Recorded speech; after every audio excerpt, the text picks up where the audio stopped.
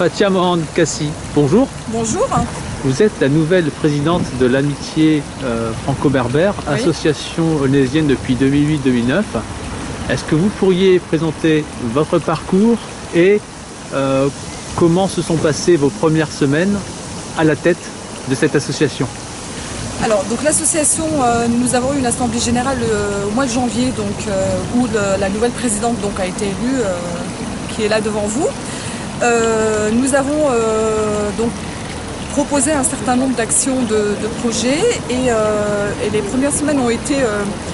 il y a beaucoup de travail en fait parce que nous préparons un événement très important pour le 30 avril dans le cadre et à l'occasion des 36 ans du printemps berbère, où la femme là encore sera mise en avant parce que il y a le 8 mars qui approche, donc on a eu une salle au 30 avril, donc on va faire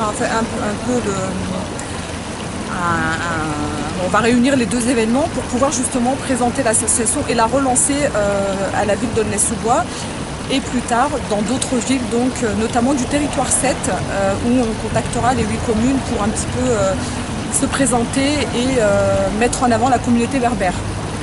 Alors aujourd'hui, combien y a-t-il de membres au sein de cette association?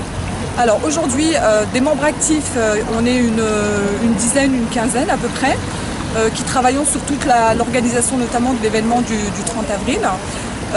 Et à terme, effectivement, les adhérents nous rejoignent. On a déjà des appels, d'autant plus qu'on a plusieurs projets qui intéressent la communauté berbère.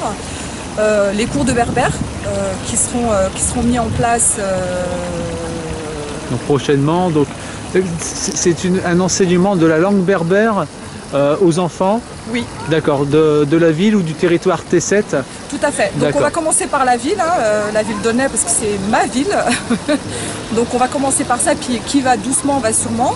Et par la suite, donc en fonction des demandes qu'on aura, et on en a déjà beaucoup parce que j'ai déjà été contactée sur les cours de berbère sur la ville, donc au fur et à mesure donc on s'agrandira et j'espère que notre association prendra une ampleur sur le territoire 7 et pourquoi au niveau local et puis pourquoi pas au niveau national aussi, hein, mais bon ça c'est mon côté grandeur, la folie des grandeurs en fait.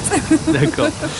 Alors pour le 30 avril, qu'est-ce que vous nous promettez comme événement, comme festivité? De la danse Alors il y aura effectivement il y aura de tout, hein. Il y aura déjà, parce que la culture berbère c'est pas que de la danse, hein. Mais il y aura dans un premier temps une conférence débat sur l'événement du printemps berbère, hein, donc des années 80, avec les manifestations qui ont eu lieu et les centaines de morts qui sont à déplorer. Et nous mettrons aussi en avant la place de la femme dans la société berbère et un petit peu l'avancée de la femme dans notre société et puis la place qu'elle prend au fil du temps. D'accord. Donc il y aura une conférence débat et ensuite il y aura une troupe de danse, une troupe de musique aussi.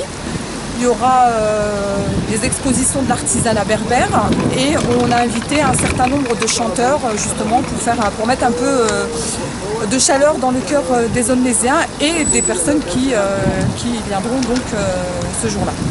Alors pour conclure cette interview, est-ce que vous pourriez nous dire en langue berbère merci, au revoir et à bientôt?